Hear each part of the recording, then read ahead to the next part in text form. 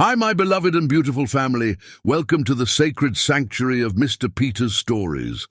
The flame of my spirit burns brighter with each of you who joins our circle today. As ancient storytellers gathered tribes around dancing fires, so we come together, souls separated by oceans, yet bound by invisible threads of our shared humanity.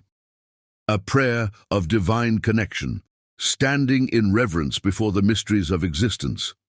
Eternal creator of all things, sovereign over time and distance, we bow before your majesty with trembling hearts. We stand as witnesses to your miracle, souls from the corners of earth, drawn together by an unseen hand. Pour forth your divine protection like a rushing river over each precious being whose eyes fall upon these words. When life's tempests rage, be their unshakable fortress. When illness threatens, breathe your healing fire through their veins. Plant not mere seeds, but mighty oaks of joy that cannot be uprooted by life's fiercest storms. Illuminate our path with blinding clarity as we journey through narratives that shatter walls, heal ancient wounds, and forge bonds stronger than blood. Consecrate this gathering with your divine presence. Let it be so. Amen. Our global family circle. My treasured family, my soul aches to know, from which corner of our magnificent earth do you witness these words today? Are you among the amber waves of grain in America, where the Liberty Bells crack whispers stories of imperfect freedom in Philadelphia's hallowed halls? Or perhaps from England's mystical Stonehenge, where ancient peoples reached for the stars long before we knew their names? Do you walk the sacred paths of Ghana's Elmina Castle, where ancient stones still echo with prayers of ancestors who never forgot their dignity despite unimaginable suffering? Or do you stand in wonder before Kenya's Great Rift Valley, cradle of humanity itself, where our shared human journey began millions of years ago? Do you gaze upon South Africa's Table Mountain, standing as nature's monument to resilience through centuries of transformation? Or do you breathe the crisp air near Canada's majestic Niagara Falls, where the thundering waters mirror the power within your own soul? Are you beneath Australia's sacred Uluru, where the oldest living culture on Earth holds wisdom we desperately need, or among the Caribbean's treasured lands? Jamaica's mystical Blue Mountains, where the world's finest coffee grows alongside unbreakable spirit, Trinidad's astonishing Pitch Lake, nature's own miracle of constant renewal, Barbados' Harrison's Cave, whose crystal formations remind us that beauty forms in darkness, the Bahamas' breathtaking blue holes, portals to worlds beneath our understanding, Dominica's boiling lake, testament to the fire that lives beneath apparent calm, St. Lucia's towering pythons, twin sentinels guarding paradise, Grenada's underwater sculpture park, where art and nature become one beneath the waves. I implore you, make your presence known in the sanctuary of our comments. Whether you dwell among steel monuments to human ingenuity or in humble villages where the stars still sing clearly, speak. Your voice is the missing note in our symphony. Did our previous stories pierce the veil between worlds? Did they resurface memories you thought lost to time? Did emotion overwhelm you? Tears carving rivers down your cheeks, or laughter erupting from places long silent within? Share your raw truth. I hunger for it as a starving man craves bread. Attendants call, let your present thunder through the digital heavens. When enough voices join, even the universe itself must pause to listen. Hear this eternal truth that burns within my very marrow. You, yes, you, whose eyes meet these words in this perfect moment, you carry a light that has never before existed and will never again illuminate this world once you depart it. Without your singular flame, our constellation remains forever incomplete. With a heart not merely full, but shattered by the weight of love I bear for each of you, Mr. Peter. Your words in the comments below are not mere text. They are breaths of life into our collective soul. The November rain fell in sheets across Manhattan, reflecting the neon lights of the city in puddles that seemed to swallow the sidewalks whole. Tessa Moon rushed down Fifth Avenue, clipboard clutched to her chest, cursing under her breath as she dodged pedestrians. At 27, she had already perfected the art of moving through New York like water, fluid, unstoppable, and always racing against time. "Yes, Mrs. Vanderhilt, I understand the orchids must be Cattleya and not Phalaenopsis," she said into her earpiece, mentally adding another $3,000 to the already bloated budget for tomorrow's charity gala. "I've personally spoken to the florist, and the substitution will be completed by morning." Tessa checked her watch. 6:42 p.m. She still needed to confirm the final catering changes, review the seating chart one last time, and somehow make it to the hospital before visiting hours ended at 8. Her mother's voice echoed in her mind. "You can't pour from an empty cup, baby girl." But empty cups were all Tessa had known since her father's death 6 years ago. Stepping off the curb to cross the street, Tessa didn't notice the black Tesla that had run the red light until it was almost upon her. The screech of tires on wet asphalt pulled her attention up from her clipboard just as a blur of movement tackled her from the side, sending them both rolling onto the sidewalk as the car swerved wildly before speeding away. Pain shot through her shoulder as she hit the ground, her clipboard skittering across the wet pavement, papers scattering like fallen leaves. The weight on top of her shifted, and she found herself looking up into the most intense grey eyes she'd ever seen. "Are you all right?" the man asked, his voice deep with concern as rain pelted them both. Tessa pushed herself up on her elbows, wincing. "I think so. You didn't have to do that, you know. I would have seen it." "Clearly," he replied with surprising sarcasm, one eyebrow raised as he helped gather her scattered papers. "Is the ground always your preferred meeting place with potential clients?" Despite herself, Tessa felt a reluctant smile tug at her lips. "Only the ones who tackle me in the street." She accepted his offered hand and stood, taking in his appearance, the bespoke suit now muddied at the knees, the rainwater dripping from what was probably a very expensive haircut, and the subtle scar that cut through his right eyebrow, adding character to what might otherwise have been intimidatingly perfect features. "Troy Walker," he said, extending his hand formally now that they were both upright. The name hit her like a second impact. Troy Walker, tech billionaire, notorious workaholic, and most importantly, the primary donor for tomorrow's charity gala she was organizing. The man whose company had revolutionized artificial intelligence and whose face graced the cover of last month's Forbes. "Tessa Moon," she replied, hoping her handshake conveyed more composure than she felt. "And I believe I'm actually working for you tomorrow. I'm coordinating the Children's Hospital benefit." Recognition flickered in his eyes, followed by something else she couldn't quite place. "Ah, the event planner who refused to accommodate my schedule change. You're not what I expected." "And what did you expect, Mr. Walker? Someone who would rearrange an entire gala for one donor's convenience, no matter how generous?" The words left her mouth before she could stop them. Professional suicide delivered with a smile. To her surprise, Troy laughed, a genuine sound that transformed his face from merely handsome to something that made her chest tighten unexpectedly. "I expected someone older, less—" His eyes swept over her in a way that wasn't entirely professional. Direct. A crack of thunder split the sky, and the rain intensified, becoming a deluge that made conversation impossible. Troy glanced up at the darkening sky, then back at Tessa. "My car is around the corner. Let me give you a ride to wherever you're going." Tessa hesitated. "That's not necessary. I can grab a cab." Troy gestured to the wet streets, empty of any available taxis. In this weather, even New York cabs become mythical creatures when it rains. He checked his watch. A subtle Patek Philippe that probably cost more than her annual rent. "Besides, I believe we have some details to discuss about tomorrow's event, and I'd rather not do it while pneumonia sets in for both of us." Before Tessa could protest further, thunder cracked again, and the sky opened up completely.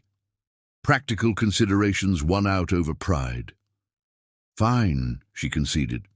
"I need to get to Mount Sinai Hospital before visiting hours end." Concern replaced the amusement in Troy's eyes. "Is everything okay?" Something in his genuine tone made Tessa answer honestly, "My mother. Heart condition.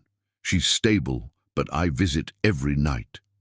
Troy nodded, no pity in his expression, just understanding, the kind that came from personal experience with hospital rooms and the particular silence they held at night.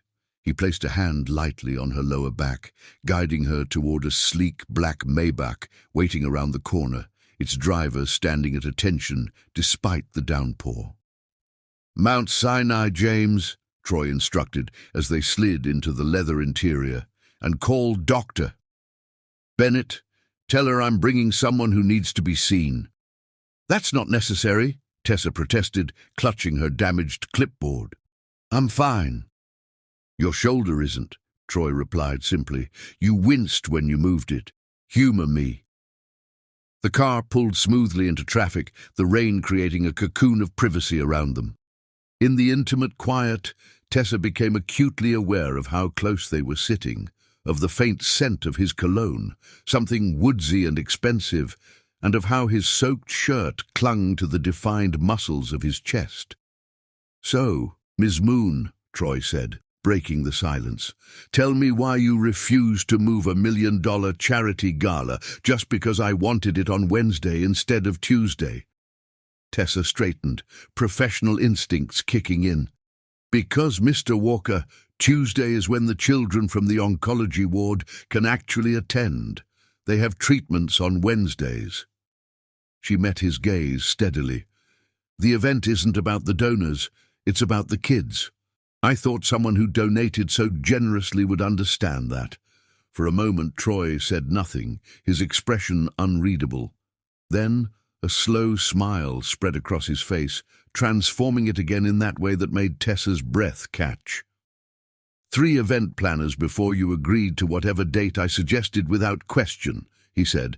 "None of them mentioned the children's schedule." Tessa felt heat rise to her cheeks, whether from anger or embarrassment, she wasn't sure. Then they weren't doing their jobs properly. "No," Troy agreed, his grey eyes never leaving hers. "They weren't." The car slowed to a stop in front of Mount Sinai Hospital. Through the rain-streaked windows, Tessa could see the familiar entrance, the place she'd spent countless nights over the past 3 years. "Thank you for the ride," she said, gathering her things and reaching for the door handle.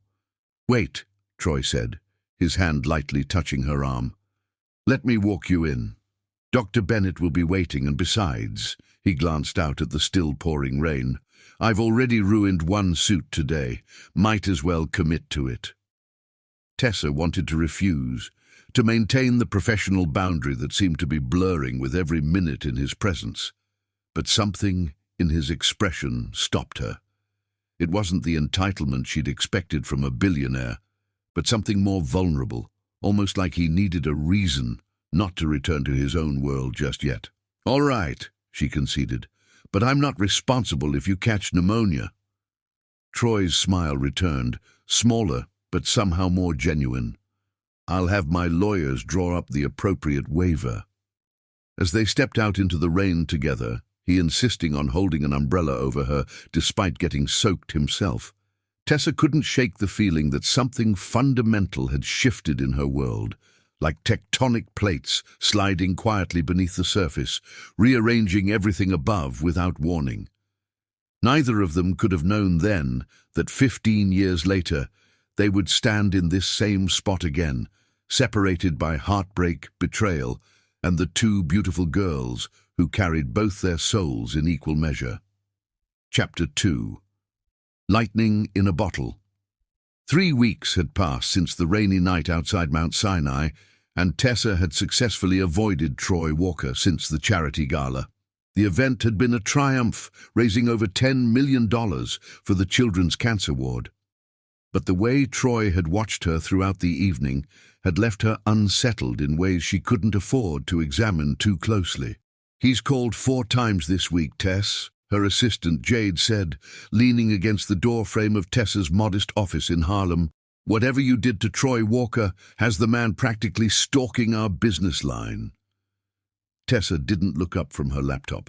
"I didn't do anything to him. He's probably just used to people dropping everything when he calls." "Uh-huh," Jade replied skeptically. "That's why he sent those ridiculously expensive flowers every day for a week after the gala, which I donated to my mother's hospital floor," Tessa countered. "Look, I don't have time for whatever game he's playing. The restaurant is 3 months behind on its property taxes, Mom's new medication isn't covered by insurance, and I have 2 corporate events to finish planning by Friday." Her phone buzzed with a text message. Jade raised an eyebrow when Tessa's expression shifted from irritation to shock. "What is it?" Tessa stared at her phone in disbelief. "It's from the bank. They're saying the restaurant's tax debt has been paid in full." She scrolled through the message, her brow furrowing deeper. "The loan has been forgiven?" 20 minutes later, Tessa stormed into the gleaming lobby of Walker Technologies, her worn leather boots squeaking slightly against the polished marble floor. The receptionist looked up in alarm as Tessa bypassed the security desk. "Miss, you need to—" "It's fine, Melissa," a smooth voice interrupted. Troy Walker stepped out of the elevator, impeccably dressed in a charcoal suit that made his grey eyes look almost silver. "Ms. Moon has a standing appointment." Tessa crossed her arms. "Does my standing appointment include you interfering in my financial affairs?" A hint of a smile played at the corner of Troy's mouth. "Would you prefer somewhere more private for this conversation?" "I'd prefer you explain why you paid off my mother's restaurant's debts without asking," she fired back, aware of the curious stares from employees and visitors alike. Troy glanced around at their audience. 60 seconds in my office, and if you still want to yell at me afterward, I'll bring you right back down to do it in the lobby." Tessa hesitated, then gave a curt nod. Troy guided her to the executive elevator, his hand hovering near but not touching her lower back. The doors slid closed, enveloping them in sudden silence. "The restaurant was targeted by predatory lenders," Troy said without preamble. "The interest rates they charged your mother were illegal. I didn't pay off anything. I simply had my legal team address the fraud." Tessa stared at him, searching for deception. "Why would you do that?" The elevator doors opened to a minimalist office with floor-to-ceiling windows overlooking Manhattan. Troy stepped out, gesturing for her to follow. "Because I could," he answered simply. "Because your mother's restaurant makes the best jerk chicken in New York. Because you visited her every night in the hospital, even after working 16-hour days." He turned to face her fully. "Pick any reason you'd like." Tessa shook her head. "I don't need saving, Mr. Walker." "Troy," he corrected gently, "and I'm well aware you don't need saving. That's precisely what interests me about you, Tessa." The way he said her name, like he was tasting it, sent an unwelcome shiver down her spine. "I don't date clients," she said firmly. Troy leaned against his desk, arms crossed. "The gala is over. I'm not your client anymore. You're also a billionaire who's used to getting his way. And you're a woman who told that same billionaire to go to hell when he tried to reschedule an event for his convenience," Troy countered. "Do you know how refreshing that is?" Before Tessa could respond, the elevator doors opened again and a group of executives filed in, stopping abruptly at the sight of her. "Gentlemen," Troy said smoothly, "may I introduce Tessa Moon of Celestial Events, Ms. Moon, my executive team." An older man with silver hair stepped forward. "Ah, the woman who organized the Children's Hospital benefit. Masterful work." "Thank you," Tessa replied, her professional mask sliding back into place. Ms. Moon was just explaining why my approach to community investment is fundamentally flawed, Troy said, surprising her. I believe she used the phrase, throwing money at problems without understanding their root causes. The executives exchanged glances, clearly uncomfortable with anyone criticizing their CEO so directly. Tessa opened her mouth to contradict him when she caught the challenge in Troy's eyes. Actually, she said, deciding to call his bluff, I was saying that temporary financial bailouts without structural change create dependency rather than empowerment. True philanthropy should focus on creating sustainable pathways out of poverty, not just alleviating its symptoms. A stunned silence followed her words. Then, remarkably, one of the executives began to applaud. The others joined in, looking between her and Troy with new interest. Precisely why I've asked Ms. Moon to consult on our community engagement strategy, Troy said smoothly, as if this had been his plan all along. Gentlemen, we'll reconvene at 3. After they filed out, Tessa turned to Troy in disbelief. You're impossible. So I've been told. His smile was genuine now. Have dinner with me. I can't. I have to visit your mother. I know. That's why I've arranged for us to have dinner in her hospital room. Chef Marcus from Le Bernardin is preparing her favorite meal as we speak. At her shocked expression, he added, I called the nurses' station. They said her appetite has been poor lately. Tessa felt the carefully constructed walls around her heart waver. Why are you doing this? Troy stepped closer, close enough that she could see the flecks of blue in his grey eyes. Because in my world, people want things from me. My money, my influence, my name. But you, Tessa Moon, seem determined to want nothing at all from me. And it's the most fascinating thing I've encountered in years. Their gazes held for a long moment before Tessa looked away. One dinner, in my mother's room, and it doesn't mean anything. Of course not, Troy agreed, though his smile suggested otherwise. That evening, as her mother laughed genuinely for the first time in months, while Troy regaled her with stories of his technological disasters, Tessa felt something dangerous unfurl in her chest, something that felt disturbingly like hope. 3 days later, photos of Troy and Tessa leaving the hospital together hit the society pages. The headlines ranged from speculative to outright racist. Walker tech billionaire slumming in Harlem, and gold digger set sights on NYC's most eligible bachelor. Tessa threw the newspaper in the trash, hands shaking with rage and humiliation. Her phone rang, Troy's private number, which she'd reluctantly saved. I don't want to hear it, she answered. Whatever this was, it's done. Turn on Channel 4, Troy said, his voice tight with controlled anger. Frowning, Tessa reached for the remote and switched on the small television in her apartment. There was Troy, standing at a podium in front of Walker Technologies, the assembled press corps hanging on his every word. Disgusting display of racism and classism, he was saying, his expression cold with fury. Ms. Moon is a highly successful entrepreneur who graduated summa cum laude from Howard University. She built her business from nothing while caring for an ill parent and raising her younger siblings. The suggestion that she would need to pursue anyone for financial gain is not only false, but reveals more about the prejudices of those reporting it than it does about her character. Tessa sank onto her sofa, phone still pressed to her ear. Furthermore, Troy continued on screen, Walker Technologies is immediately severing all advertising contracts with any publication that participated in this character assassination. We are also filing defamation suits where appropriate. He paused, his expression softening slightly. On a personal note, I consider myself fortunate to know Tessa Moon, and anyone suggesting otherwise clearly hasn't had the privilege of her company. With that, he stepped away from the podium, ignoring the shouted questions from reporters. You didn't have to do that, Tessa said quietly into the phone. Yes, I did, Troy replied, and she could hear the sounds of him moving through corridors away from the press conference. "Nobody talks about you that way, not ever." Tessa closed her eyes, feeling tears threaten. No one had defended her like that since her father died. Troy, ... "I know you're independent. I know you don't need me to fight your battles," he said quickly. "But Tessa, I care about you, more than I should after just a few weeks.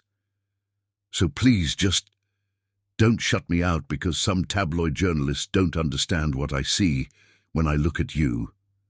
"And what do you see?" she whispered. Troy's answer came without hesitation. "Everything I never knew I was looking for."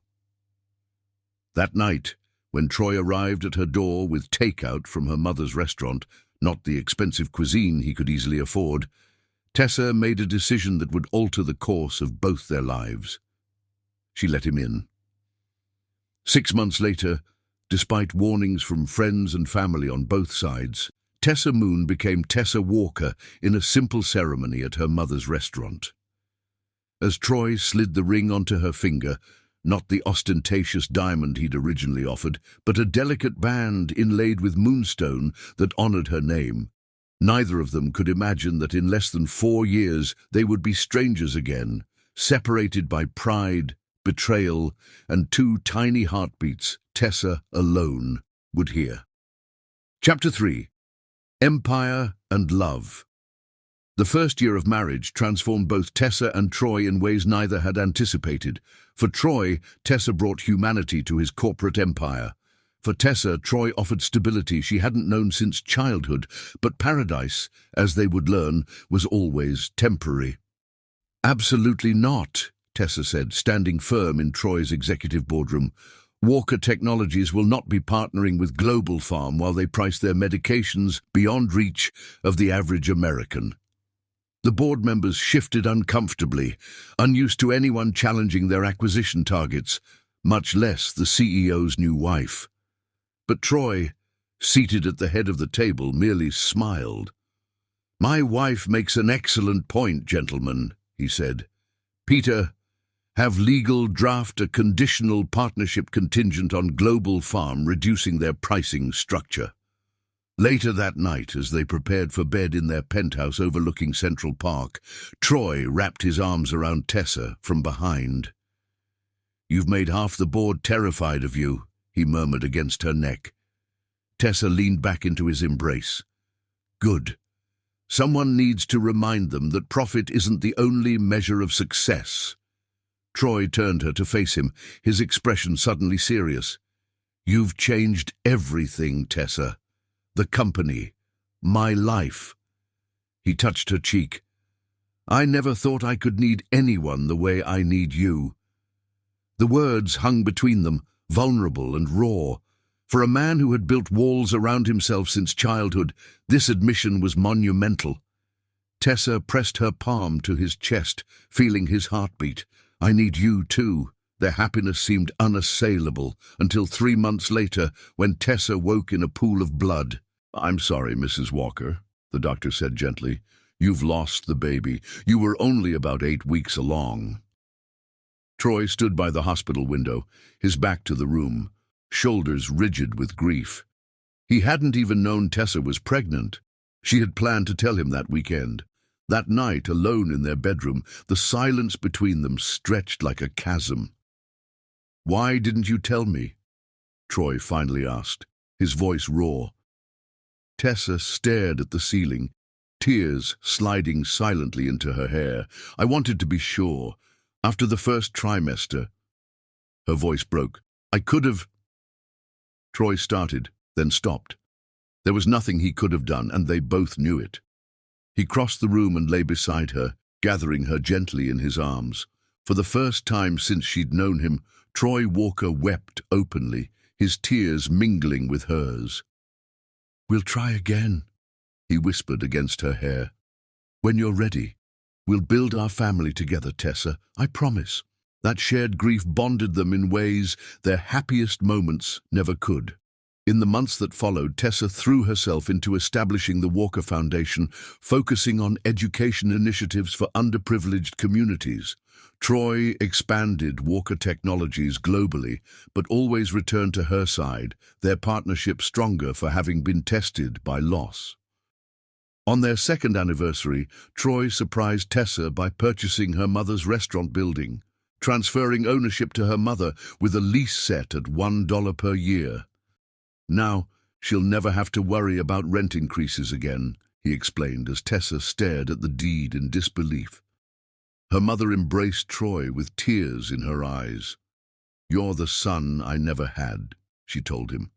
And something in Troy's expression, a flash of the orphaned boy he'd once been, made Tessa love him even more fiercely. Later that night, as they danced alone in their living room to the same song they'd first danced to at their wedding, Troy whispered, "I want to try again, for a baby." Tessa pulled back slightly to look into his eyes. "Are you sure?" "The doctor said it might not be easy for me." Troy's hands tightened on her waist. "There's nothing I want more than a family with you, Tessa. Nothing in the world." They didn't know then that this deepest wish would soon become the catalyst for their destruction. 6 months later, Troy became increasingly consumed with a new global initiative, spending weeks traveling to Asia and Europe. Tessa attended board meetings in his absence, keeping his vision for ethical business practices alive while he pursued expansion. "You need to rest," her mother urged during one of their weekly dinners. "You look exhausted, baby girl." Tessa smiled tiredly. "I'm fine, Mom. Troy's built something amazing, and he needs me to help protect it while he's away." But as Troy's absences lengthened, something shifted. His video calls became shorter, his attention divided. When he returned home, he brought expensive gifts, but seemed distant, his mind still in conference rooms across the globe. "I miss you," Tessa said one night, reaching for him across the cold expanse of their bed. Troy pulled her close, burying his face in her neck. "I'm right here." But they both felt it, the invisible distance growing between them, as dangerous as any ocean. When Troy's childhood friend Marcus was appointed CFO, Tessa welcomed him warmly, grateful for someone who might keep Troy grounded.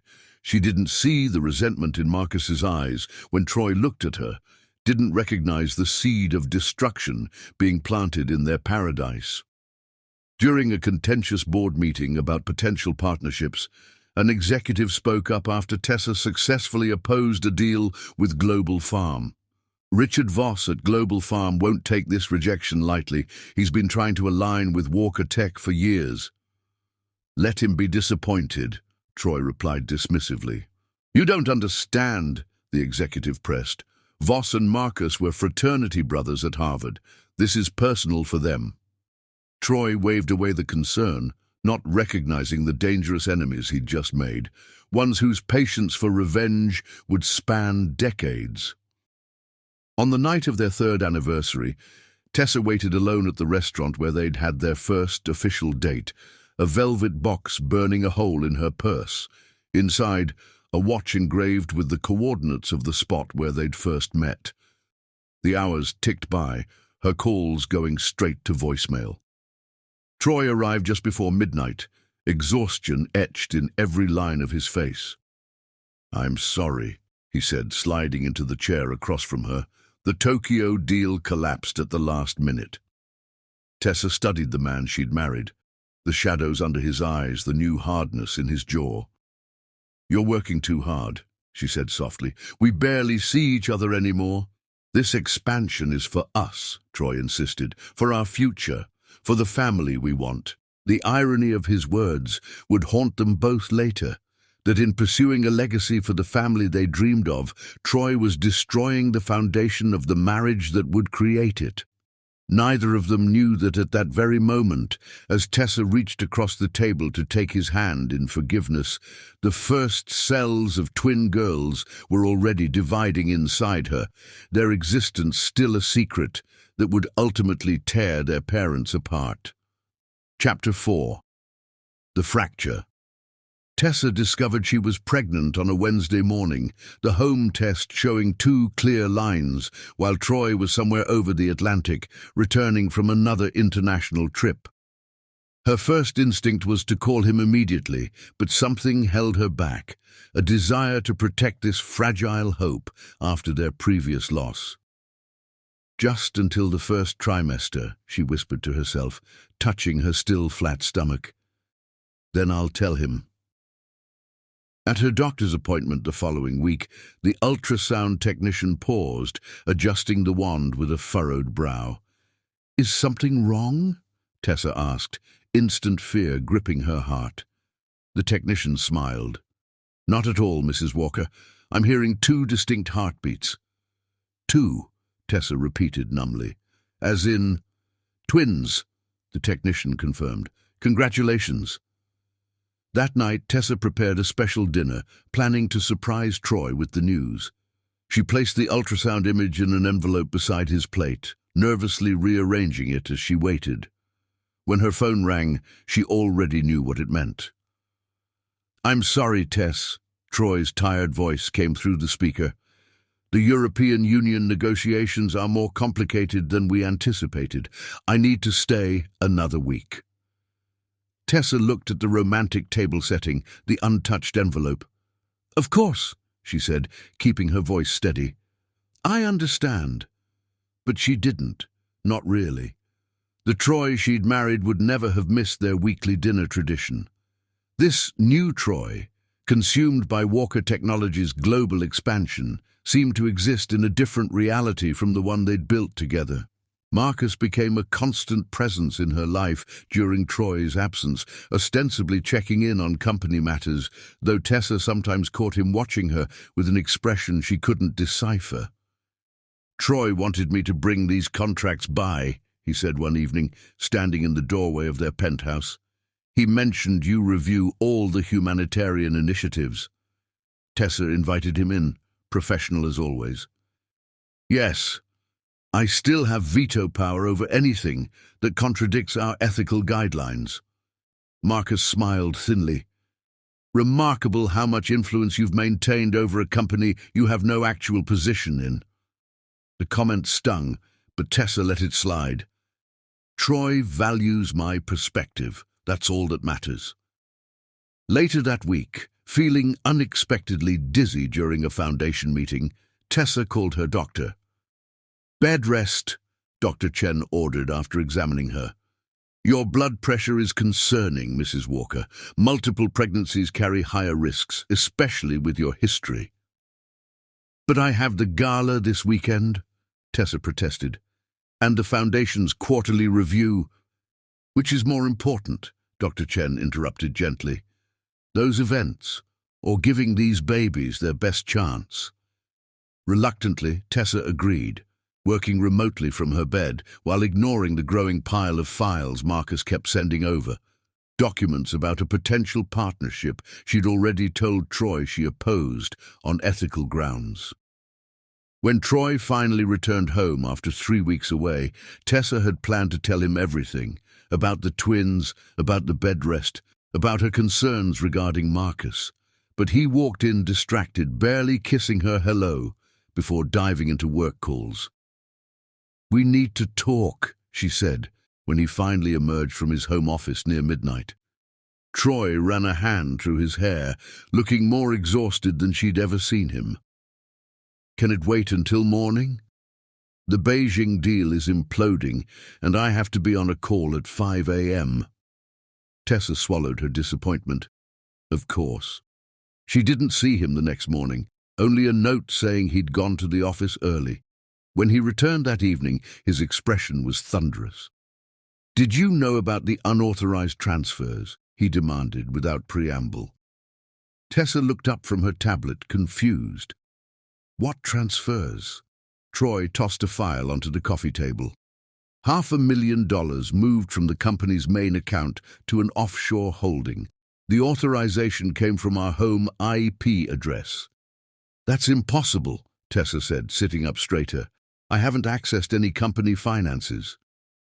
The timing matches exactly when you were home alone all week, Troy continued, his voice cold in a way she'd never heard directed at her. And the funds were routed to an account connected to Global Farm, the exact company you've been fighting our partnership with. Tessa felt her heart rate spike dangerously, spots dancing at the edges of her vision. Troy, I would never... Marcus found the discrepancy during the audit, Troy interrupted. He also found emails from your account to Global Farm's CEO offering insider information about our acquisition strategy. The room seemed to tilt as Tessa struggled to process his words. That's not possible. Someone is setting me up. Why would anyone do that? Troy asked, but his tone suggested he'd already made up his mind.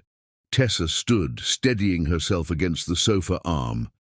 Maybe someone who resents my influence in the company, someone who's been trying to undermine me for months? She met his gaze directly. Have you considered that Marcus might be behind this? Troy's expression hardened further.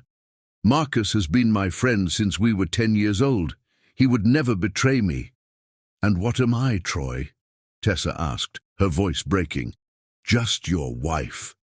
Not worth the same loyalty. Something flickered in Troy's eyes. Doubt, perhaps, but it vanished quickly. I need to know if you did this, Tessa. Everything I've built is at stake. The magnitude of his distrust hit her like a physical blow. After 3 years of marriage, after everything they'd shared, he could believe she would betray him so fundamentally. I didn't do it, she said quietly. And the fact that you could think I did tells me everything I need to know about what our marriage has become. Troy's jaw tightened. Then explain the evidence. Explain why our bank records show a $3 million deposit into your personal account last month. What? Tessa gasped. That's not... She stopped, realizing with horror what he was seeing. The foundation grant from the Gates Foundation for her education initiative had been temporarily routed through her account while the foundation's was being established. She'd told Troy about it, but he'd been distracted on another call. That was the Gates grant, she explained, struggling to keep her voice steady. For the literacy program in Harlem. It's all documented. Convenient, Troy said, though a flicker of uncertainty crossed his face. The word struck Tessa like a slap. In that moment, standing in the home they'd built together, she realized how completely they'd become strangers. I'm pregnant, she said suddenly, the words escaping before she could stop them. Troy froze, his expression shifting from anger to shock. What? I'm pregnant, Tessa repeated, tears now falling freely. We're twins. I've been waiting to tell you until I passed the first trimester after what happened last time. Troy stared at her, his face unreadable. How long have you known? 3 weeks, she admitted. I wanted to tell you in person, not over the phone while you were halfway around the world. Something dark passed over Troy's features. 3 weeks, he repeated, conveniently timed with these financial discrepancies. The implication hung in the air between them, poisonous and unspoken. What exactly are you suggesting? Tessa asked, her voice barely audible. Troy looked away, then back at her, his grey eyes cold as winter. How do I even know they're mine? The world stopped. The room fell silent except for Tessa's sharp intake of breath. In all their fights, through all their struggles, there had been lines neither had crossed. Until now. Get out, she whispered, one hand instinctively moving to protect her stomach. Get out of this house right now. Tessa, Troy began, regret already dawning in his eyes as he reached toward her. Don't, she cried, stumbling backward. Don't touch me, don't speak to me, just go. As Troy reluctantly left their home, neither realized that Marcus watched from his car across the street, a satisfied smile playing on his lips. His plan, planted evidence, fabricated emails, manipulated bank statements, had worked perfectly. For months he had been methodically orchestrating their separation, intercepting messages, creating scheduling conflicts that kept Troy traveling when Tessa needed him most, and subtly pushing Troy toward exhaustion to ensure he'd be at his breaking point when confronted with the evidence. The seeds of doubt had blossomed into destruction, just as he'd intended. Marcus pulled out his phone and sent a text message to an unknown number. Phase 1 complete. Walker assets now vulnerable. Proceeding as discussed. The recipient's name briefly flashed on the screen. Richard Voss, Global Farm.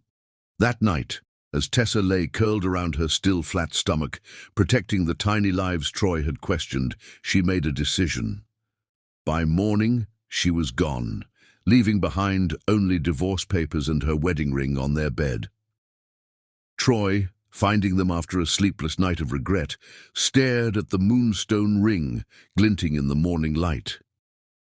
In questioning the paternity of his unborn children, he had become his own deepest fear, the kind of man who abandoned his family. He signed the papers without reading them, too consumed by pride and wounded dignity to fight for the woman he'd lost, never imagining that 15 years would pass before he saw her again.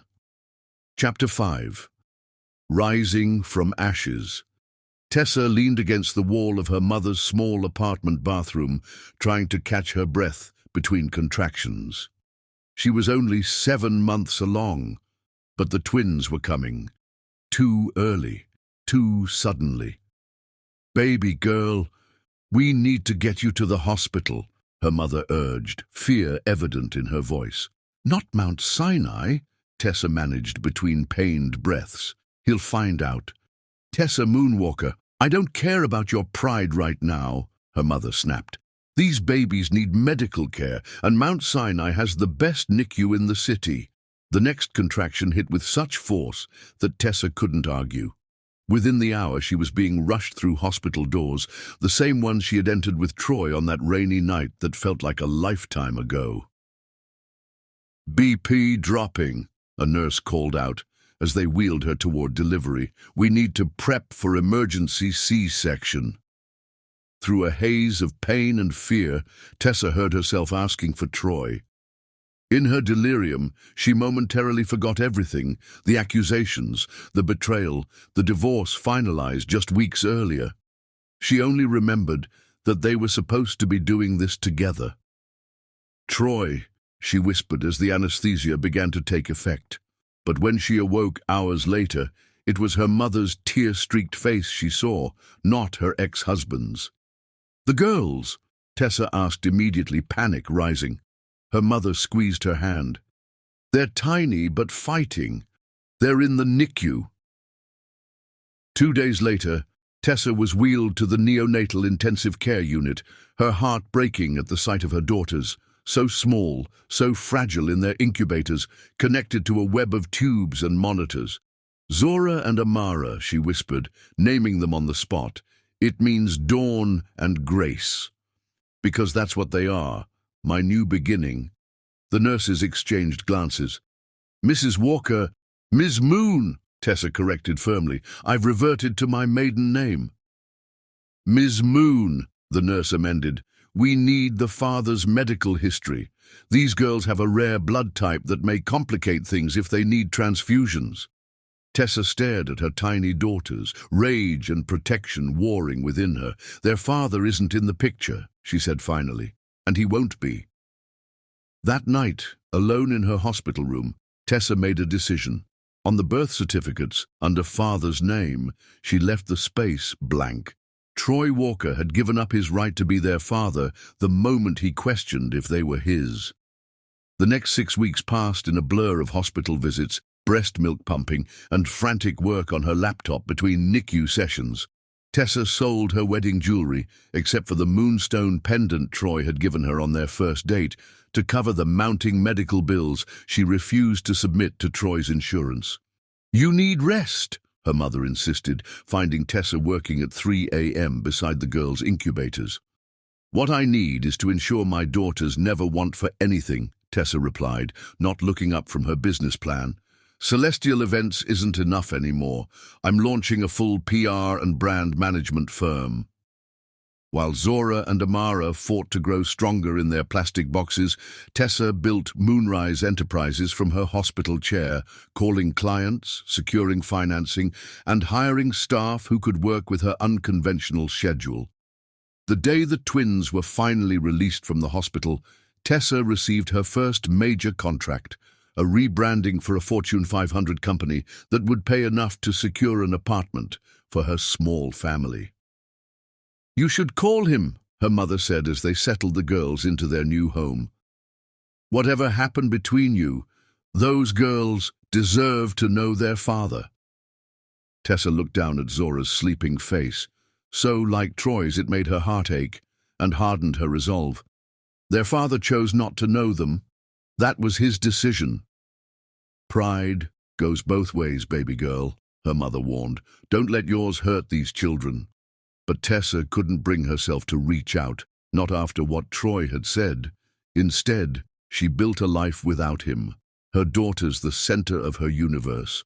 By the twins' first birthday, Moonrise Enterprises had grown enough to afford a modest house in a good school district. By their second, Tessa had a staff of 15.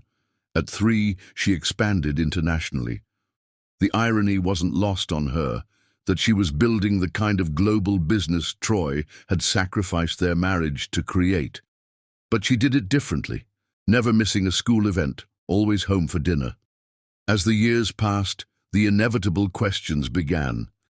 Looking at photos on the mantel one night when the girls were 6, Zora asked, "Mummy, where's our daddy?" Tessa froze, her practiced answer suddenly stuck in her throat. She'd prepared for this, but the reality was harder than she'd imagined. "Your daddy was a good man," she said finally, the lie bitter on her tongue. "But he died before you were born." "Was he handsome?" Amara asked, always the romantic. Tessa thought of Troy's grey eyes, his rare, genuine smile. "Yes," she admitted truthfully. "Very handsome." "Was he smart like Zora?" Amara continued. "Just like Zora," Tessa confirmed, looking at her analytical, thoughtful daughter, who'd inherited Troy's quick mind and technological aptitude. "Did he love us?" Zora asked quietly. Tessa pulled both girls close, fighting tears. "He would have loved you very much if he'd known you," she said, finding a truth in the midst of her deception. Troy would have loved them, if he'd believed they were his, if he'd stayed, if things had been different. As the twins grew, Tessa crafted an elaborate mythology around their father, a brilliant businessman who died heroically trying to save others. It was easier than the truth, kinder than exposing them to the rejection she herself still carried like an open wound. By their 15th birthday, Zora and Amara were extraordinary young women. Zora, serious and driven, had already created several apps and won national science competitions. Amara, creative and empathetic, was a talented artist whose work had been featured in local galleries. They were everything Tessa had hoped for, and sometimes, in quiet moments, she wished Troy could see what he had thrown away. Ironically, it was Tessa's success that eventually brought Troy back into their orbit. Moonrise Enterprises had become so prominent that when Walker Technologies launched a new educational initiative for underprivileged teens, Tessa's firm was the obvious choice to handle the publicity, a fact neither company realized until contracts were already signed. On the morning of the launch event at Wellington Academy, the prestigious school the twins attended on academic scholarships, Tessa stared at the presenter list with growing horror. Keynote speaker Troy Walker, CEO and founder Walker Technologies. After 15 years of careful avoidance, their worlds were about to collide. And Tessa had no way to prepare her daughters for the earthquake that was coming. "Mom, are you okay?" Zora asked, finding Tessa pale and shaken at the breakfast table. "You look like you've seen a ghost." "I'm fine," Tessa lied, forcing a smile. "Just nervous about the big event today." She couldn't have known that Troy had already seen Zora's name on the student technology panel and had spent the night staring at her school photo, looking into his own eyes, reflected in a teenage girl he'd never met. By sunset, 15 years of careful protection would shatter, and Tessa's daughters would learn that their heroic dead father was very much alive and had never known they existed. Chapter 6. Ghosts of the Past. Troy Walker stood at the floor-to-ceiling window of his office, watching the Manhattan skyline fade from afternoon gold to evening blue. 15 years had etched new lines around his eyes and threaded silver through his temples, but his commanding presence had only intensified with age. His empire had grown beyond even his ambitious dreams. Walker Technologies now dominated global markets, revolutionized artificial intelligence, and employed thousands. Yet success tasted like ash in his mouth. "Mr. Walker," his assistant's voice came through the intercom, "the files for tomorrow's Wellington Academy event are ready for your review." Troy pressed the button without turning from the window. "Thank you, Claire. Send them in." Moments later, a young man entered with a sleek portfolio. "The student presenters' bios and presentations, sir. Ms. Chen thought you'd want to review them before tomorrow." Troy nodded dismissively, taking the folder. Only when the door closed did he sit at his desk and open it, his eyes scanning through the materials until they landed on what he'd been avoiding all day: the student technology panel participants. His fingers froze on the page. Zora Moon, Jr., Wellington Academy. Creator of EquiHealth, an AI-driven application connecting underserved communities with healthcare resources. National Merit Scholar and two-time recipient of the Young Innovators Award. Attached was a photo of a serious young woman with deep brown skin, high cheekbones, and eyes. His eyes, grey and penetrating, staring back at him from his ex-wife's face. Troy had discovered the connection purely by accident 3 days earlier. While reviewing the charity initiative's target schools, Wellington Academy's student showcase had caught his attention, specifically a brilliant technological solution for healthcare accessibility created by a 15-year-old prodigy. This wasn't his first attempt to reconnect with his past. 5 years after Tessa left, when he discovered Marcus's deception and embezzlement scheme, Troy had hired investigators to find her. But her careful privacy measures, the name change, multiple relocations, and corporate structure that obscured her ownership of Moonrise Enterprises had created effective barriers. After months of searching with no success, Troy had convinced himself that disrupting her life would be selfish, a rationalization that protected him from facing the full weight of his mistake.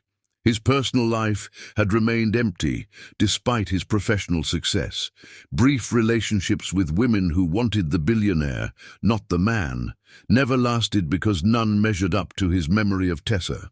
His adoptive parents had passed away without ever meeting their granddaughters, leaving Troy truly alone despite his crowded life. He'd filled the void with work and acquisition, building an empire that echoed with silence once he returned home each night. One search later, he'd found himself staring at the ghost of his past and a truth he'd never allowed himself to consider. Tessa had been pregnant when she left. The timing matched perfectly. And this girl, this brilliant creator with his analytical mind and Tessa's determination, could only be his daughter. But why was her last name Moon, not Walker? And why had Tessa never told him? The questions had consumed him for 72 sleepless hours. Now, the night before he would potentially face them both, Troy found himself doing something he hadn't done in years: searching for Tessa online. The results stunned him. Tessa Moon, founder and CEO of Moonrise Enterprises, a global PR and brand management firm with offices in 12 countries. The once struggling event planner had built an empire that rivaled his own, all while raising... Troy's breath caught as he clicked on an article featuring Tessa accepting a Women in Business award.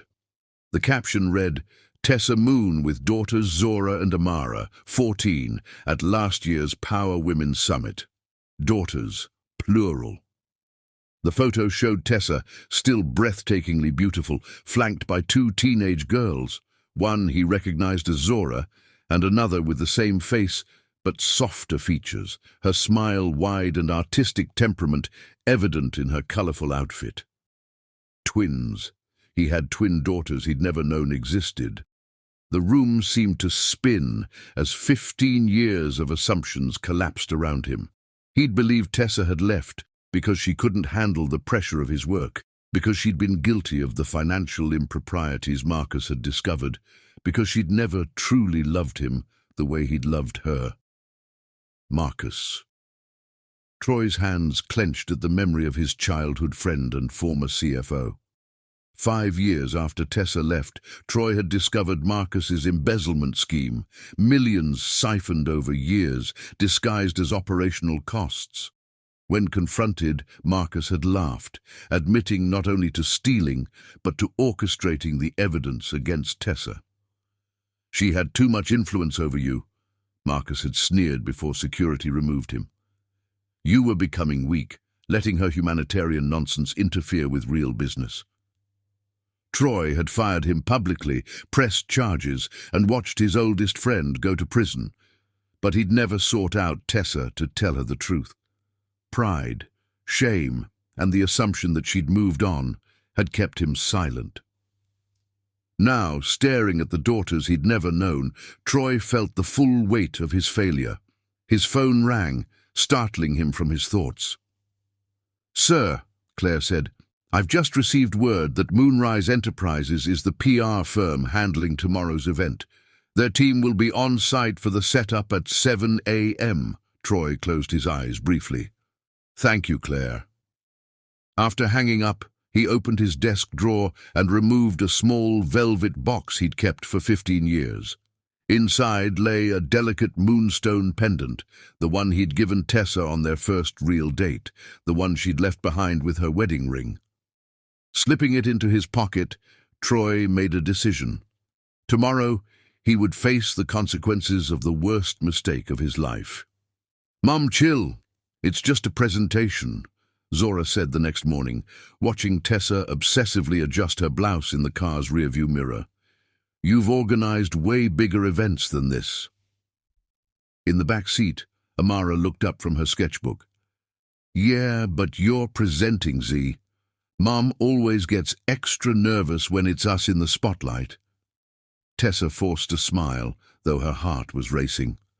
She'd spent the night strategizing how to avoid Troy at the event, sending her deputy to handle the main stage, positioning herself in the student exhibition hall where Troy wouldn't venture, planning their exit before his keynote address.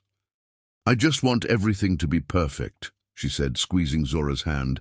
"This tech initiative could open doors for so many of your classmates." Zora nodded seriously.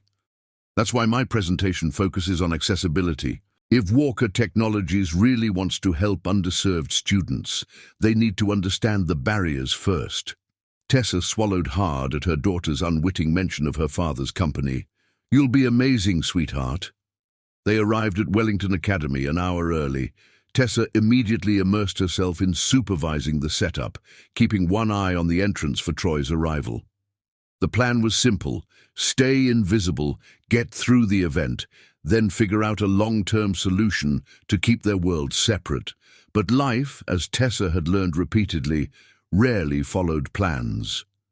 "Ms. Moon," her assistant rushed over, panic evident in her voice. "There's a problem with the demonstration technology. The integration with Walker Tech's system isn't working." Tessa took a calming breath. "Where?" "Main auditorium. Their CTO is already there." With no choice, Tessa headed to the auditorium, calculating the risks. Troy was unlikely to be there yet. CEOs typically arrived just before their speaking slots. She could fix the technical issue and disappear before he showed up. The auditorium was dim, technicians scurrying around the stage where a sleek podium displayed the Walker Technologies logo. Tessa conferred quickly with her team and the Walker Tech CTO, identifying the compatibility issue with the presentation software. She was bent over a laptop, inputting the fix, when a familiar voice behind her stopped time itself. "Tessa." One word, her name in that voice, and 15 years vanished. Tessa's fingers froze over the keyboard, her body tensing like a deer sensing a predator. Slowly, she straightened and turned. Troy stood 10 feet away, looking both exactly the same and entirely different. The successful boyishness had matured into something more substantial. Power tempered with experience, confidence marked by loss. His grey eyes, the same ones that had haunted her dreams for years, the same ones Zora had inherited, locked onto hers with an intensity that made breathing difficult. "Troy," she managed, her voice steadier than she felt. For a moment they simply stared at each other, the technicians and staff fading into background noise. 15 years of unspoken words hung between them, too heavy for either to lift. Troy took a step forward. "I didn't know it was your company handling the event." "I didn't know you'd be here personally," Tessa countered, her professional mask sliding into place like armor. "Your office usually sends representatives to these initiatives."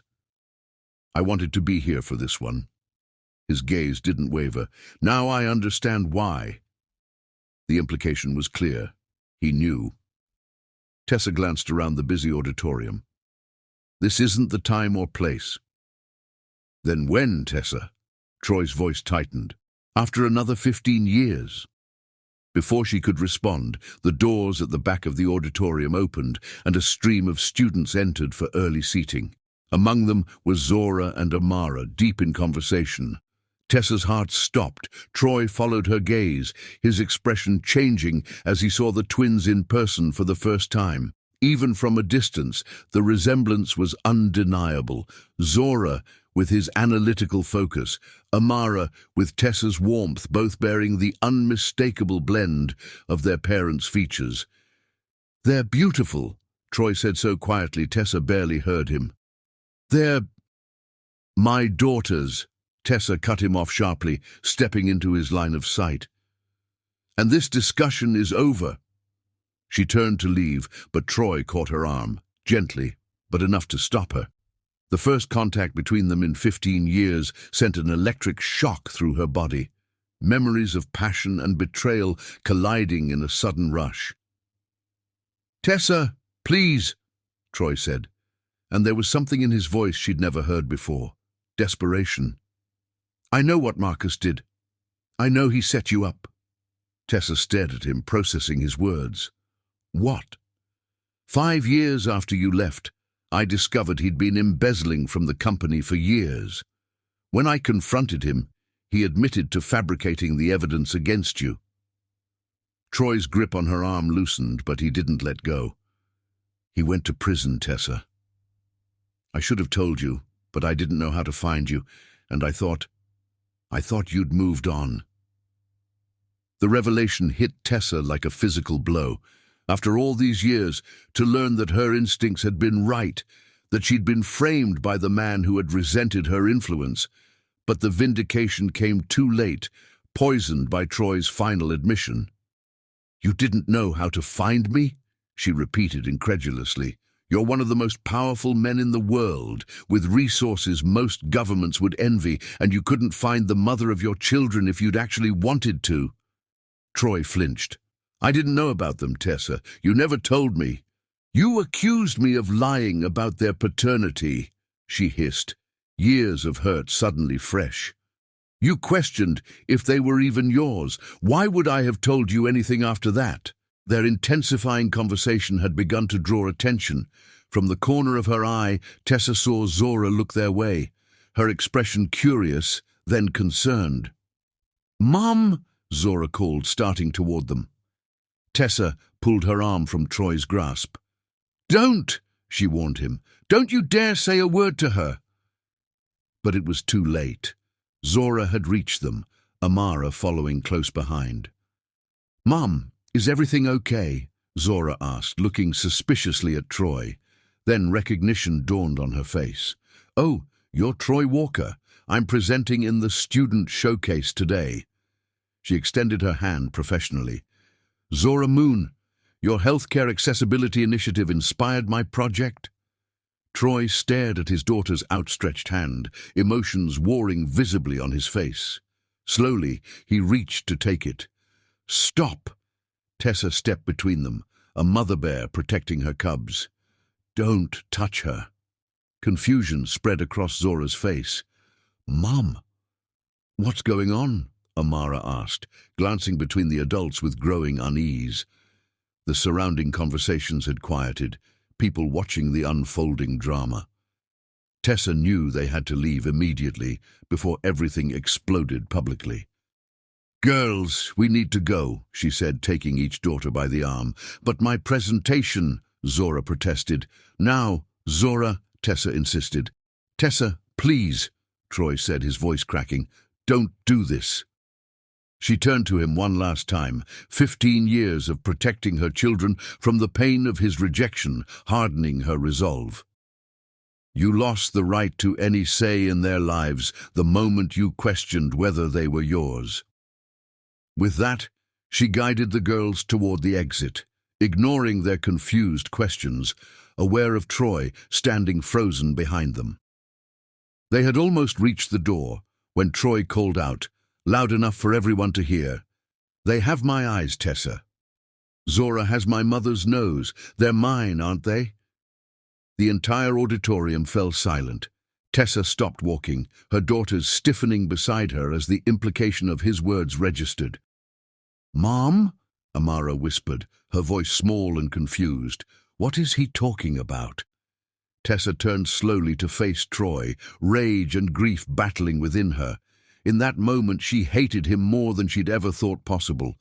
Not for what he'd done 15 years ago, but for this cruel public exposure of her most carefully guarded secret.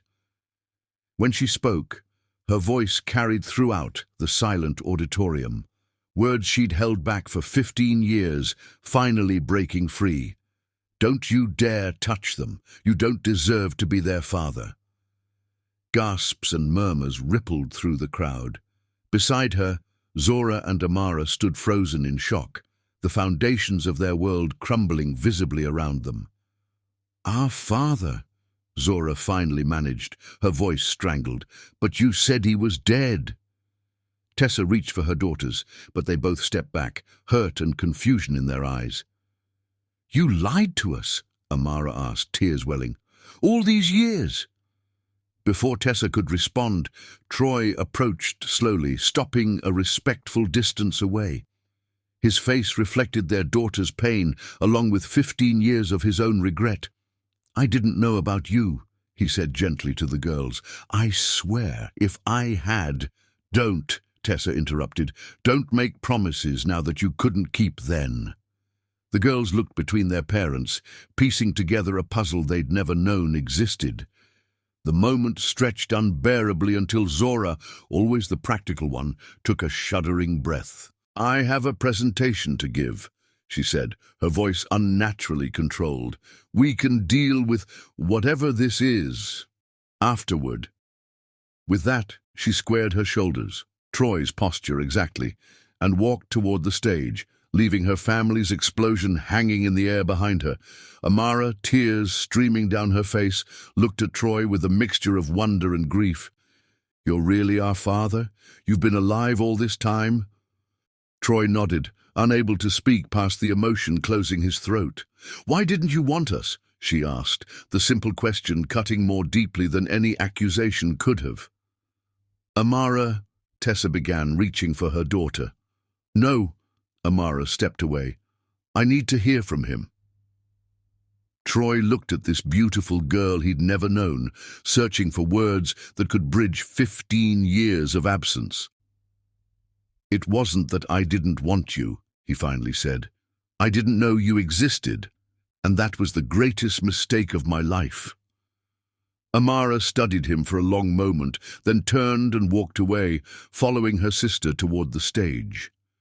As she passed her mother, she whispered, "I can't believe you lied to us our whole lives." Left alone in their painful tableau, Tessa and Troy faced each other across 15 years of misunderstanding and loss. "Are you happy now?" Tessa asked, her voice raw. You've destroyed everything I built to protect them. Troy shook his head slowly. I never meant for it to happen this way. But I won't apologize for wanting to know my daughters, Tessa. Not even to spare your pride. My pride? Tessa laughed bitterly.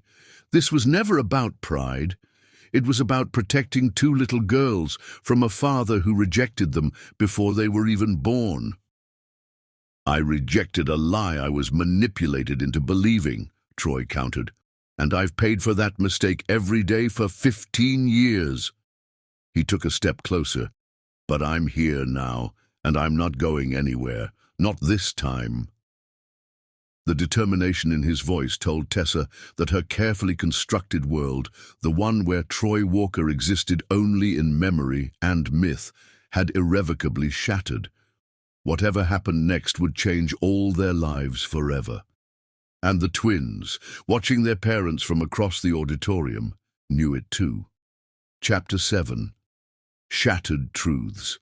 The chaos that followed their public confrontation was immediate and overwhelming. Security had escorted the shaken family to a private room while the school administration handled the stunned audience. Zora, displaying remarkable composure that was eerily similar to her father's, had insisted on returning to give her presentation. I've worked too hard to let this stop me, she'd said, her voice steady despite the tears in her eyes.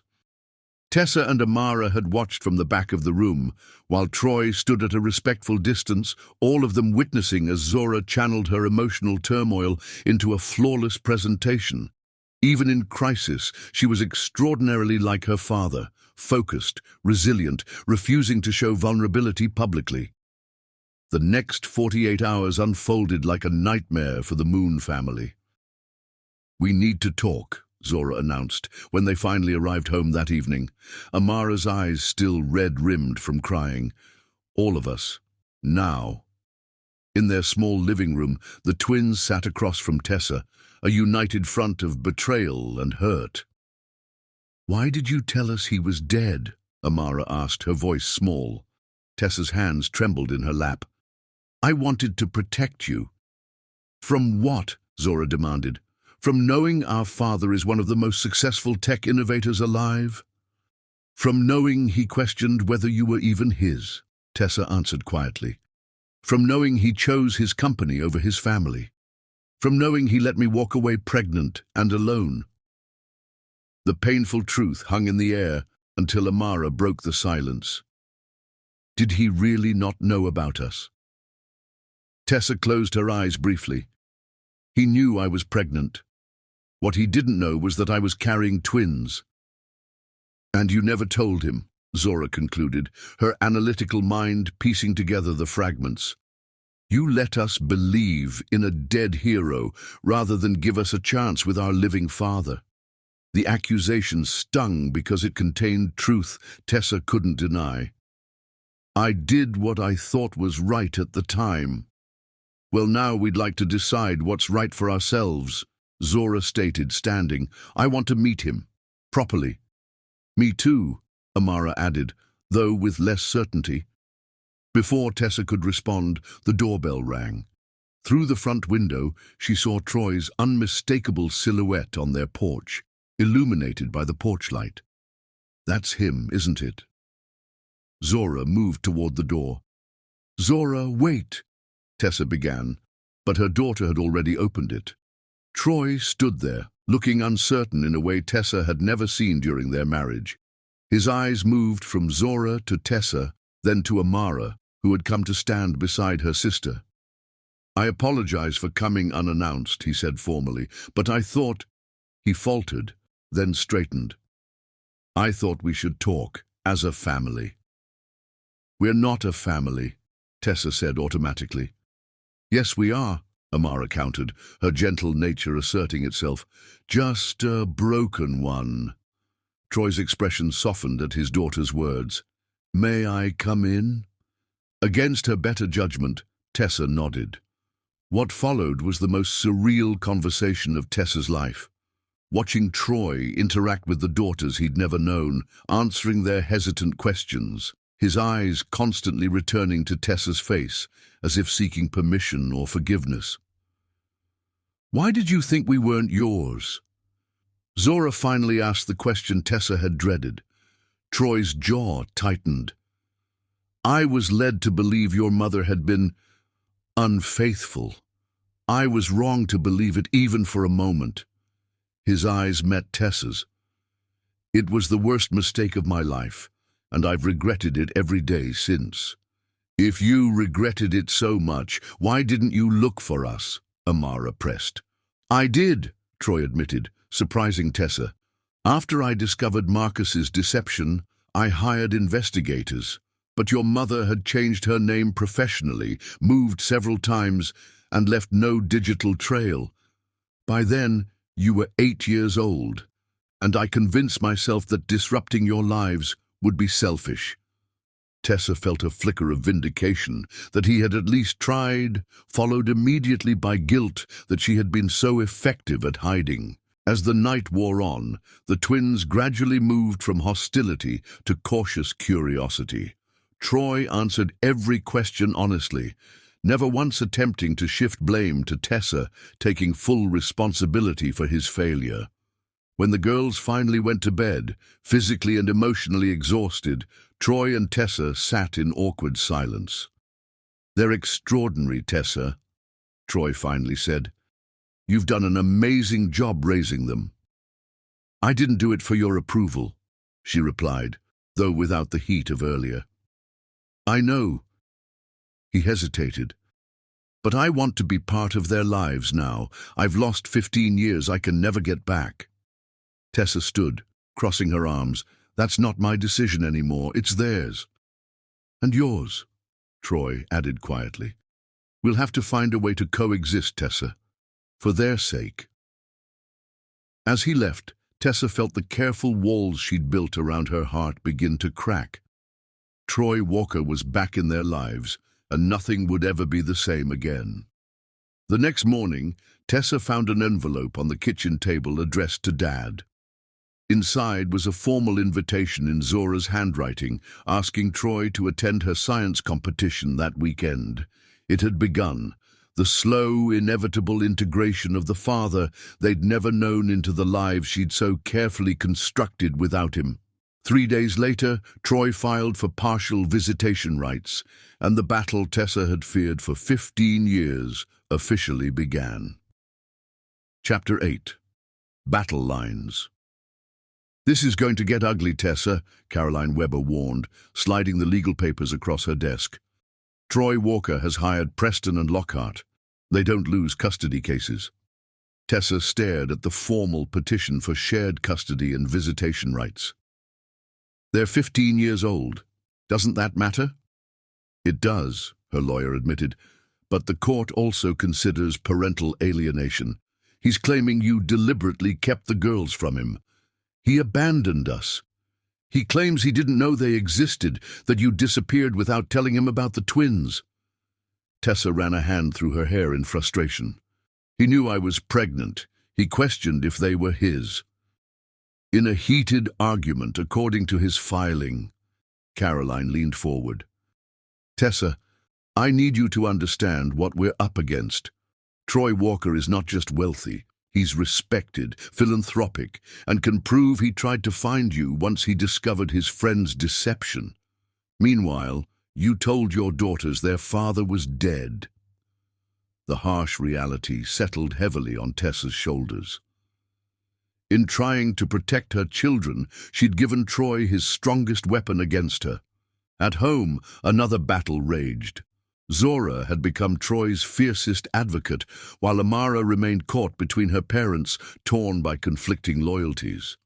"He's taking us sailing this weekend," Zora announced over dinner, 1 month after their first meeting. The court had granted Troy supervised visitation while the case proceeded.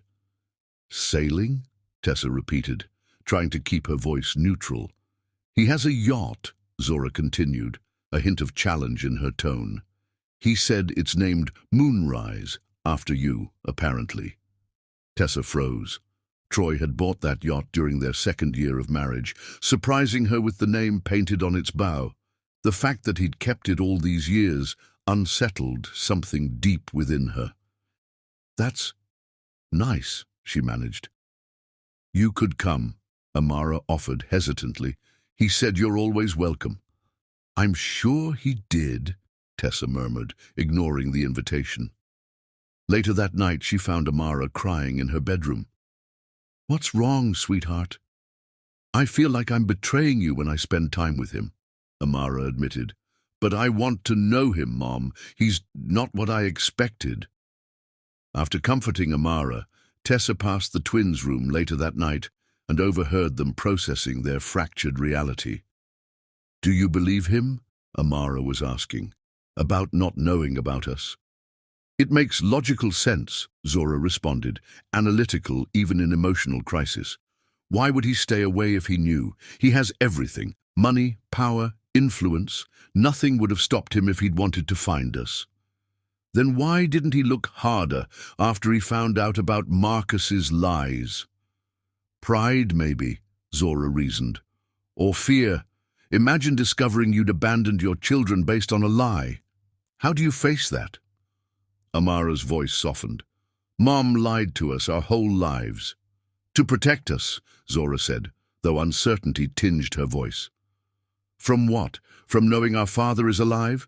From having a choice about knowing him?" The questions hung unanswered. Two young women suddenly realizing their identities had been built on carefully constructed stories rather than complete truths. Tessa sat beside her daughter, heart aching. "You're not betraying me by getting to know your father. Then why won't you come with us? Why can't we all just get along?" The innocent question had no simple answer. How could Tessa explain that every time she saw Troy with their daughters, she felt both vindicated and robbed? Proud they were finally seeing the good in him, yet resentful that he could step into their lives so easily after 15 years of absence. The custody case exploded into the public sphere when the story leaked to the press. Overnight, Tessa found herself portrayed as the villain who'd kept a billionaire from his children, while Troy was painted as the wronged father, fighting to reconnect with daughters he'd never known existed. Outside Wellington Academy, reporters ambushed the twins. Troy arrived unexpectedly, shielding the girls from cameras as he guided them to his waiting car. An image that made front pages nationwide. Tech billionaire protecting his newly discovered daughters. "This is a private family matter," he told the press firmly. "I ask that you respect my daughter's privacy during this difficult transition." When Tessa saw the coverage, she called Troy immediately. "Using this for publicity? Really?" "I didn't alert the press," Troy responded calmly. "But I won't apologize for protecting our daughters from them." "Our daughters." The phrase still jarred her. "The media loves their narrative," he continued. "The evil mother, the wronged father. We both know life is more complicated than that." "Is it?" Tessa challenged. "Because from where I stand, you're using your money and influence to rewrite history." Troy's voice hardened. "I'm trying to build a relationship with my children, Tessa. Children I would have raised from birth if given the chance." "A chance you threw away." "A chance that was stolen from us both," he corrected, "by Marcus's manipulation and our own pride." The truth in his words stung more than any accusation. The custody hearing approached with growing tension. Troy's lawyers built a compelling case portraying him as a reformed workaholic who'd changed his priorities, who'd already formed meaningful connections with his daughters, who could provide opportunities Tessa simply couldn't match. Tessa's legal team countered with 15 years of devoted single motherhood, emphasizing the trauma of suddenly inserting an absent father into teenagers' established lives. 3 days before the hearing, disaster struck. Walking home from the library, Zora was accosted by reporters asking invasive questions about her parents. Fleeing their harassment, she stepped into the street without looking and was struck by a car. Tessa received the call while meeting with her lawyers.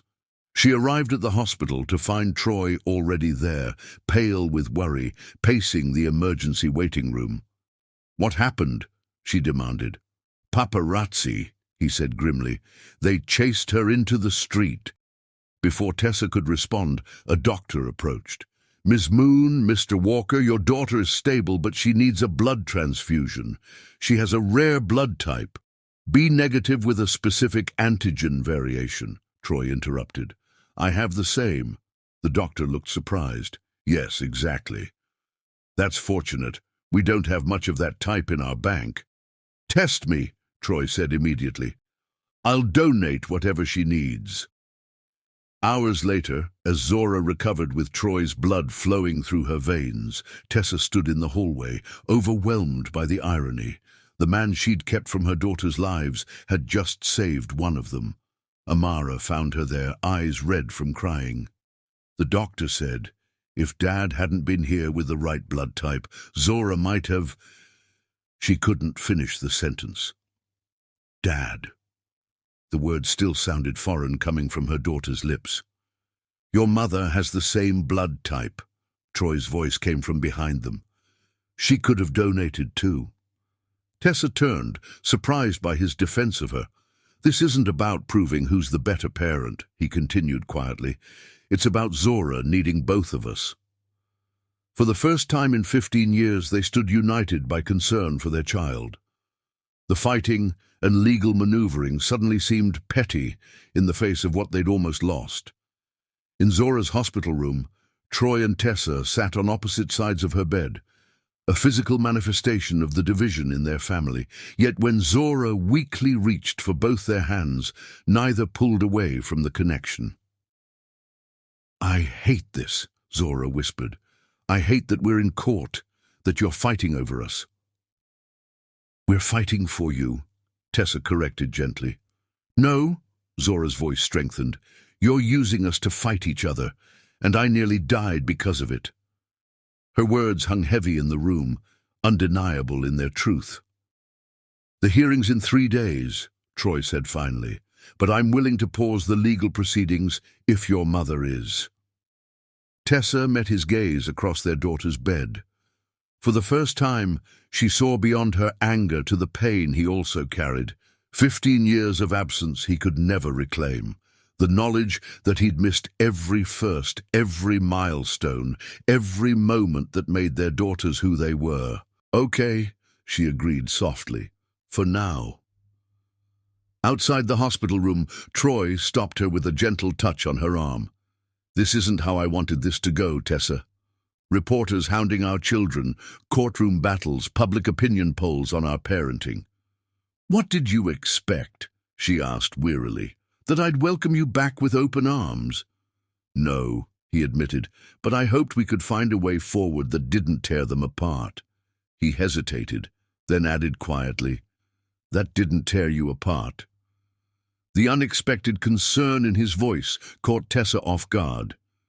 For a moment, she glimpsed the man she'd once loved, the one who'd held her through the night after her miscarriage, who'd defended her against society's judgment, who'd once put her needs above his own ambition. Before she could respond, her phone rang, Caroline Weber with news that would change everything again. "Tessa," her lawyer said urgently, "Troy's ex-CFO Marcus has come forward. He's willing to testify about framing you, about manipulating Troy against you. He says it's time the truth came out." As Tessa absorbed this development, she looked at Troy standing patiently nearby, waiting to continue their first civil conversation in 15 years. The battle lines that had seemed so clear were suddenly blurring, complicated by truth, circumstance, and the undeniable reality that their daughters needed both their parents, not as enemies, but as allies. The custody hearing might be postponed, but the true reckoning between Tessa and Troy had only just begun. Chapter 9. Revelations.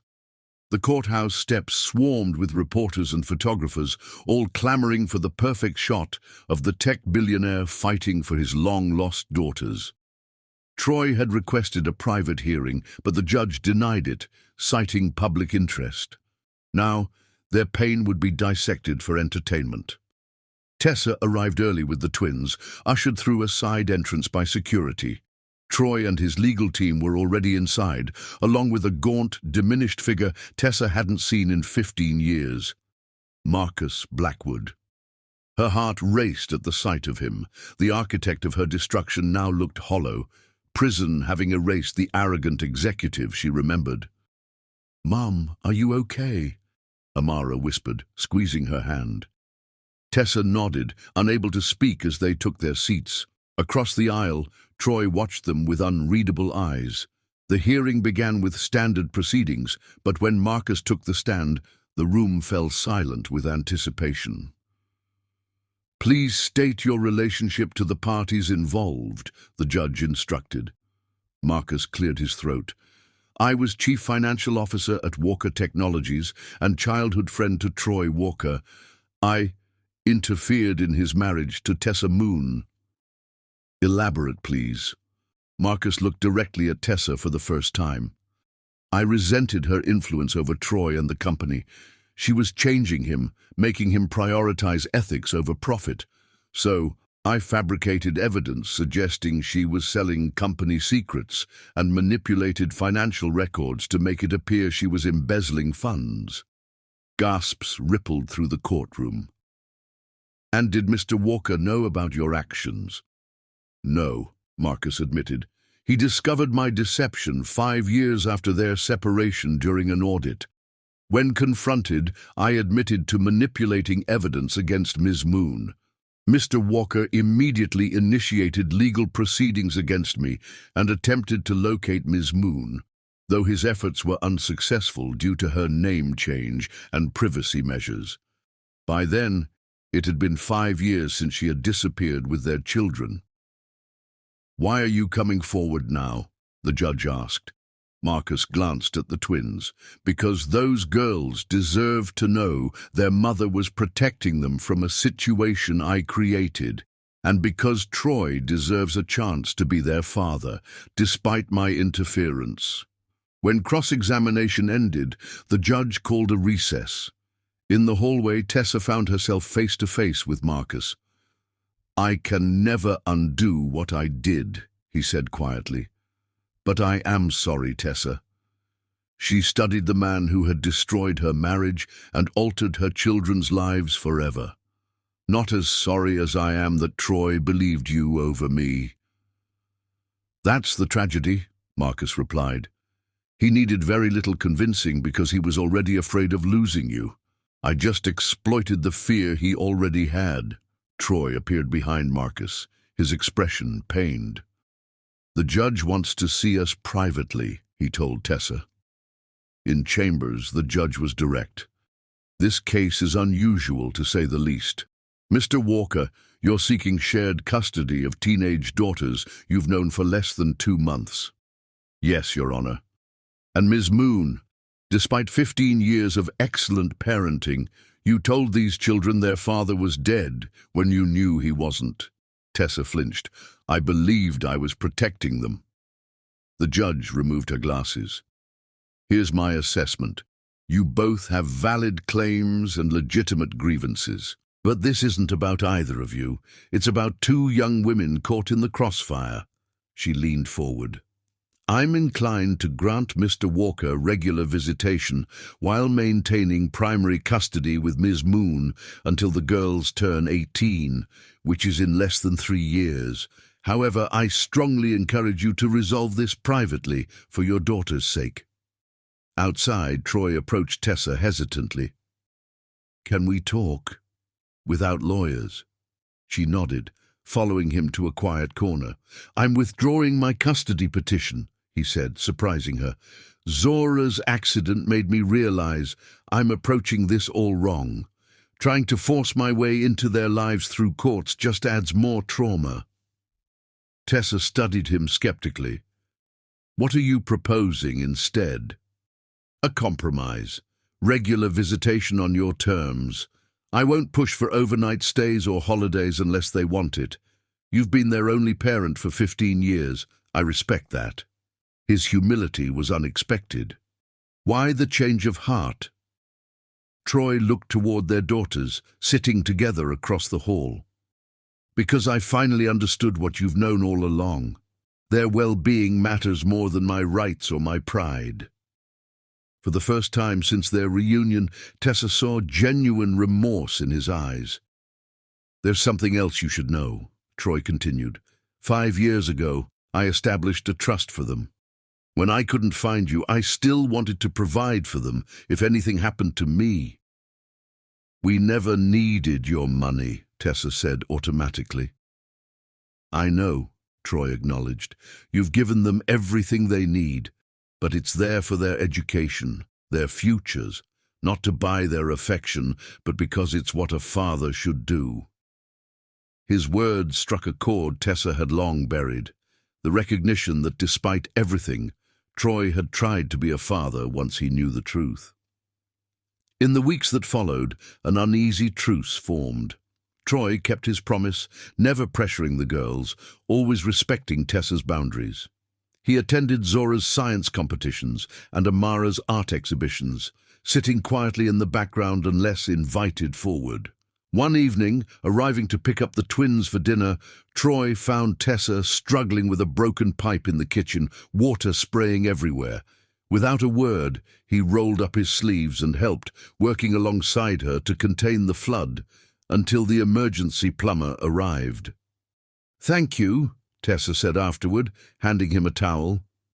Plumbing emergencies weren't covered in our visitation agreement, Troy joked tentatively, but I'm happy to help any time.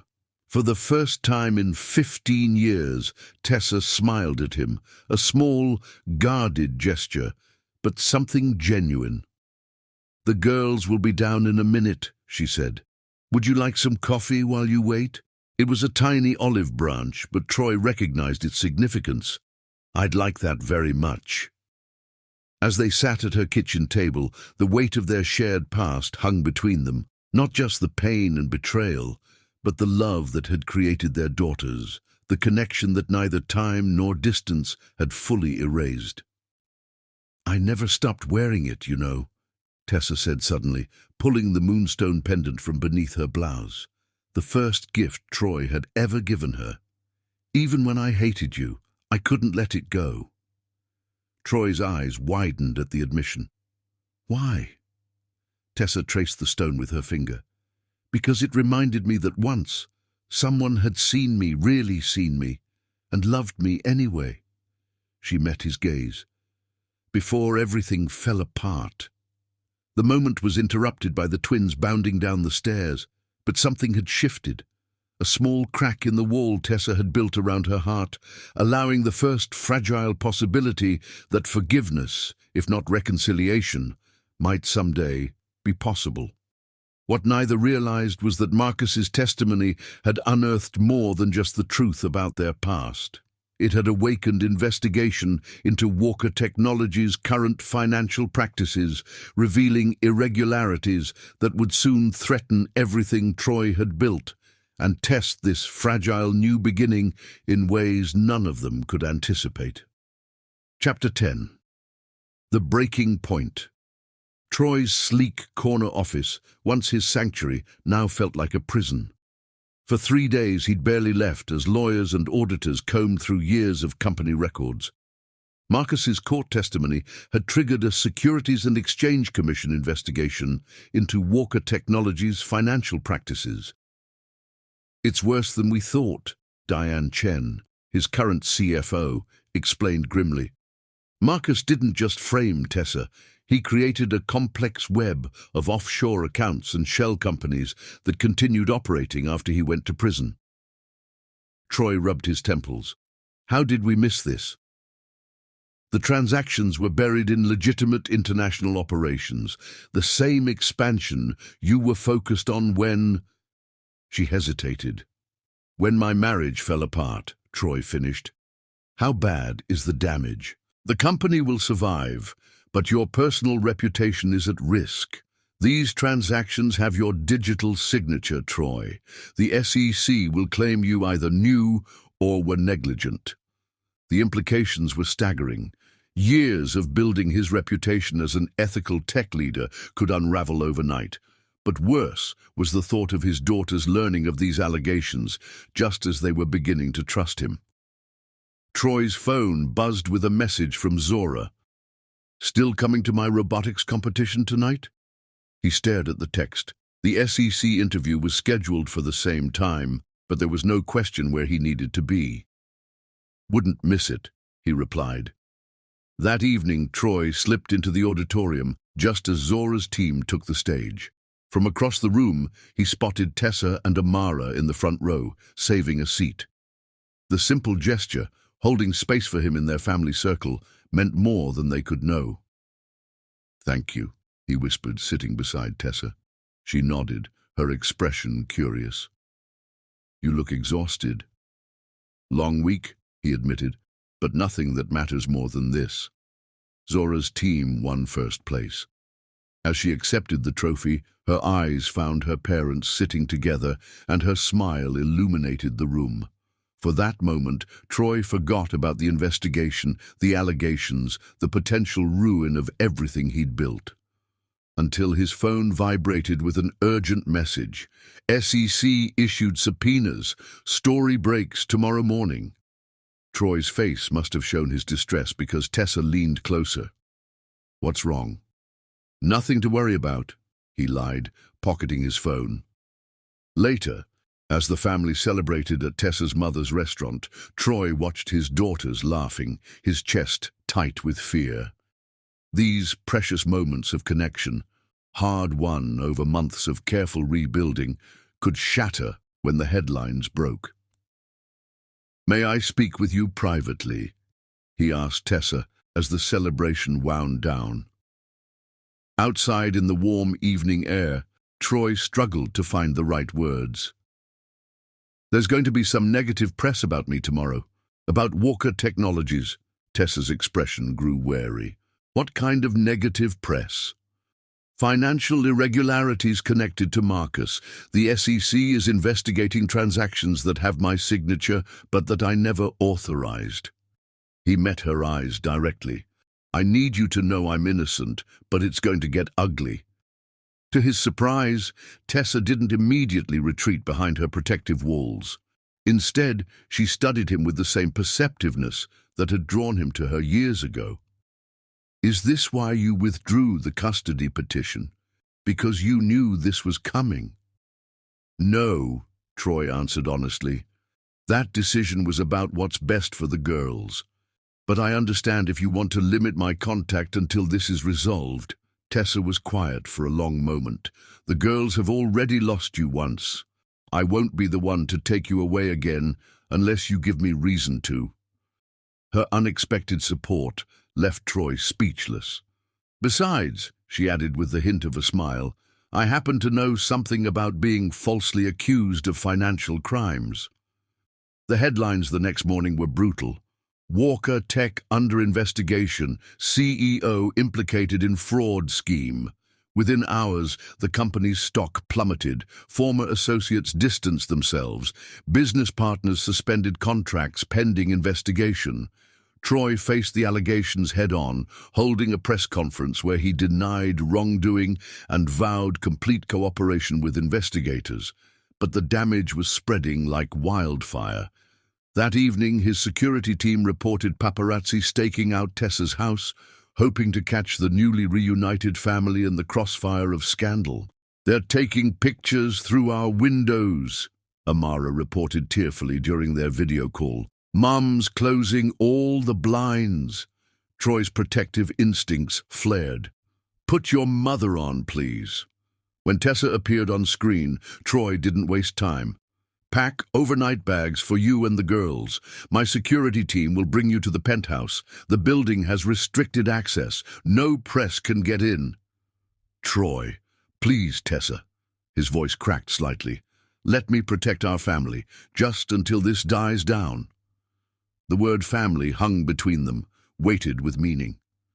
After a pause, Tessa nodded. "Just for a few days." The temporary arrangement stretched into weeks as the investigation intensified. Living under one roof created a strange domesticity. Tense at first, then gradually settling into something almost comfortable. Troy took the guest room, careful never to presume or push boundaries. In the mornings, he made coffee for Tessa the way she'd always liked it. 1 sugar, splash of cream, cup warmed first. The first time he placed it beside her laptop without comment, she'd looked up in surprise.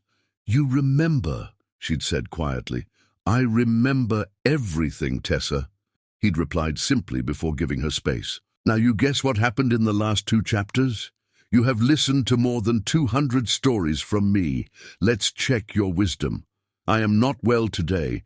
That's why I couldn't write the last 2 chapters. Pray for me, and God bless you."